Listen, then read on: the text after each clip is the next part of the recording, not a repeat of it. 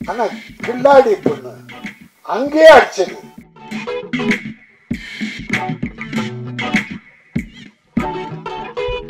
இத ஒரு 4 மீடியாக்கள்ல என்ன போட்டு உருட்டி எடுத்துட்டான் சார்.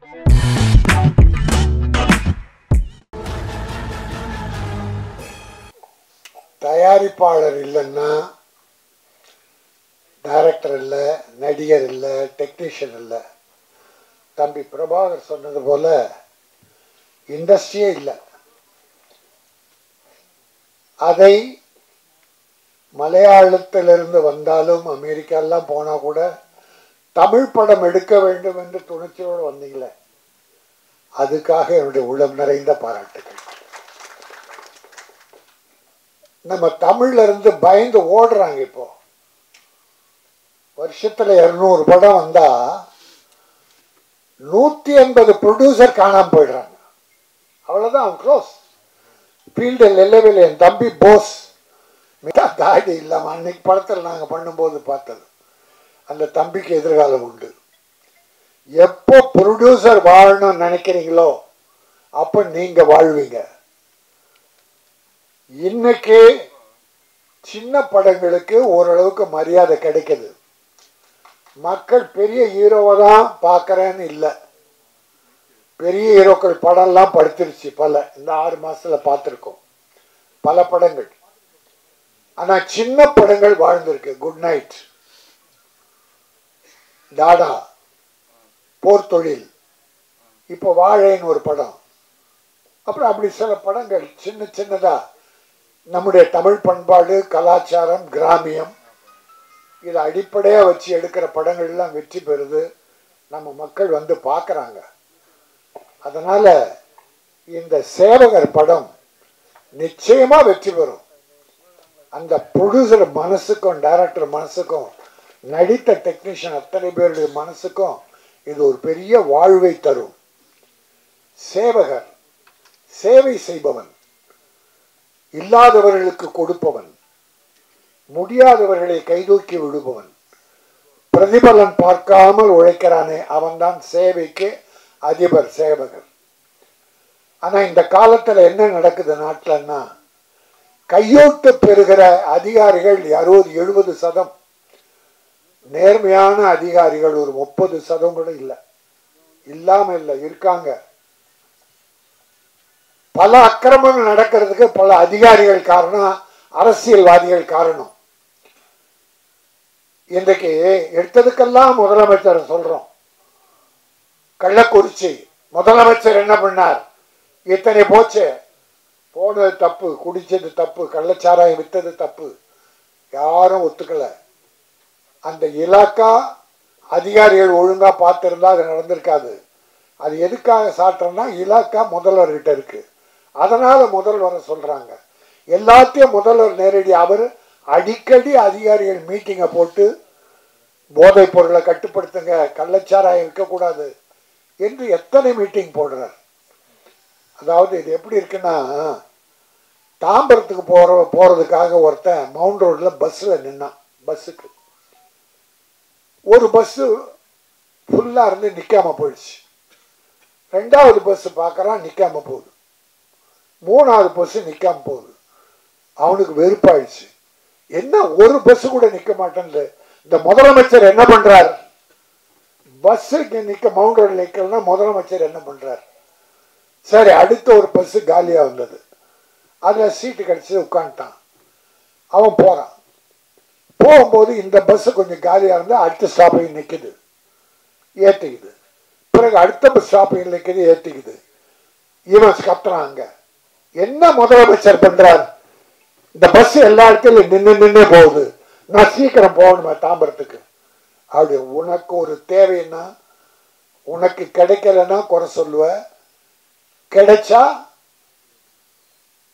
ஆக அப்படி சமுதாயத்தில் அதிகாரிகளை தட்டி கேட்கிற உரிமை எல்லாருக்கும் இருக்கணும். எவனா இருக்கட்டும், எந்த அதிகாரி அரசியல்வாதியா இருக்கட்டும், தட்டி கேட்கிற உரிமை உங்ககிட்ட இருக்கணும். ஒவ்வொரு மனிதனுக்கும், தனி மனிதனுக்கும் அந்த ஒழுக்கம், நெறி இருக்கணும்.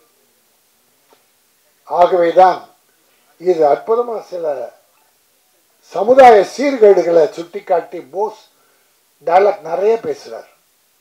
சமுதாய சீர்கேடுகள், லஞ்சம், ஊழல், அதிகாரிகள் செய்கிற தவறு, அரசியல்வாதி செய்கிற தவறு அத்தனையும் தட்டி கேட்கிற ஒரு அற்புதமான படமாக 25 நாட்களில் எடுத்திருக்கிறார். ஆக அந்த டைரக்டரை நான் பாராட்டுகிறேன். இன்னைக்கு தமிழக முதல்வர் உலகெங்கும் போய் தொழில் முதலீட்டாளர்களை ஈர்க்கிறார். எங்க கேரளாவிலிருந்து வந்து தமிழ் படம் எடுக்கிறீங்க, ரொம்ப மகிழ்ச்சி. அந்த ஹீரோயினி சோனாவா சானா தப்பு எழுத்துப்பட நான் பண்ணிட்டேன். அது யாரும் தப்பா பண்ணாதீங்க. கொஞ்சம் கொஞ்சம் தமிழ் வரும்னு கொஞ்சம் தமிழில் பேசணுமா, கொஞ்சம் கொஞ்சம் தமிழ் வரும்னு தைரியமா பேசணும் பாருங்க. அது போதும் எங்களுக்கு மந்திரம். வில்லன் அப்படிதான். வில்லன் கடைசியில் அந்த நன்றி வணக்கம் பிரமாதமா சொன்னார். அது போதும். கொஞ்ச நாள்ல நீங்க தமிழ் பேசுவீங்க, கொஞ்ச நாள்ல தமிழ் பேசுவீங்க. நான் ஒரே ஒரு வேண்டுகோளை வச்சுட்டு நான் முடிச்சுக்கிறேன். அதாவது ஒரு போன மாசம் ஒரு ஆடியோ ஃபங்க்ஷன் நடந்தது. அதில் ஒரு பாட்டு டான்ஸ் பண்ணிடுறது, ஒரு பாப்பா தங்கச்சி நல்லா பண்ணிடுது அழகா. அது கொஞ்சம் வில்லி மாதிரி கிளாமர் சாங். அது என்ன, பஞ்சாபி பலகாரம் நான் ஆகலை சேதாரம்,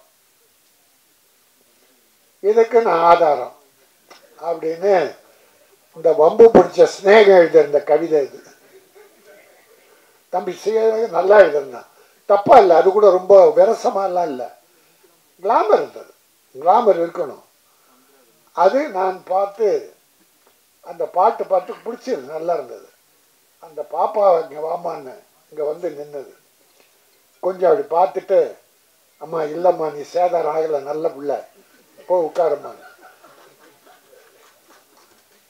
இதை ஒரு 4 மீடியாக்கள்ல என்னை போட்டு உருட்டி எடுத்துட்டான் சார். என் வயசு என்ன, என் பேட்டி சும்மா ட்ரையா இருந்தது, காமெடிக்காக அதை பண்ணேன். அந்த பாப்பா நல்லா சிரிச்சு குழுங்க சிரிச்சு, மேடையில் இருந்தவங்க பப்ளிக் எல்லாம் அதை காமெடியா எடுத்துக்கிட்டாங்க. அந்த மீடியா 2-3 மீடியா மட்டும் என்ன தெரியல வினயம். நான் பொதுவா பெண்களை அவங்க விருப்பம் இல்லாம அடுத்தவன் விரல் கூட மேல படக்கூடாது, விரல் கூட விருப்பம் இல்லாமல் படக்கூடாது, வெட்டணும், விரலை வெட்டணும். ஒரு தடவை குஷ்பு தங்கச்சி அங்கேயே பப்ளிக்ல ஒரு அறை விட்டுது ஒருத்தனை.